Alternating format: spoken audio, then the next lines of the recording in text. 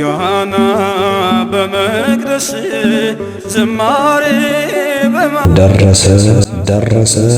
ደረሰ በደቡብ ኢትዮጵያ ክልል በሰገን ከተማ የሰገን ደብረመዊ ቅዱስ ገብርኤል አዲሱ ውብና ታላቅ ሕንፃ ቤተ ክርስቲያን ተገንብቶ ተጠናቋል። ይህንን ታሪካዊ የምረቃ በዓል በጋራ ለማክበርና የሊቀ መላእክቱን የቅዱስ ገብርኤል ረድኤትና በረከት ለመካፈል ሁላችሁም ተጋብዛችኋል። ከሐምሌ 17 እስከ 19 2018 ዓ.ም ቀጠሮ ሰገን ከተማ ይሁን።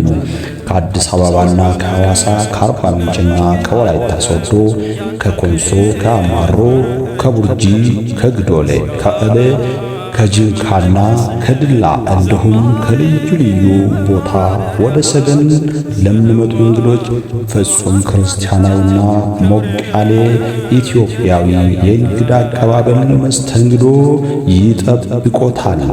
በዓሉ የተሳካ እንዲሆን ለእርሶም የበረከት ጥሪ ቀርቦሎታል። በኢትዮጵያ ንግድ ባንክ ሂሳብ ቁጥር 1624779798 ላይ የቻሉትን ገቢ እንዲያደርጉ በሊቀ መላኩ በቅዱስ ገብርኤል ስም ጥሪያችንን እናስተላልፋለን።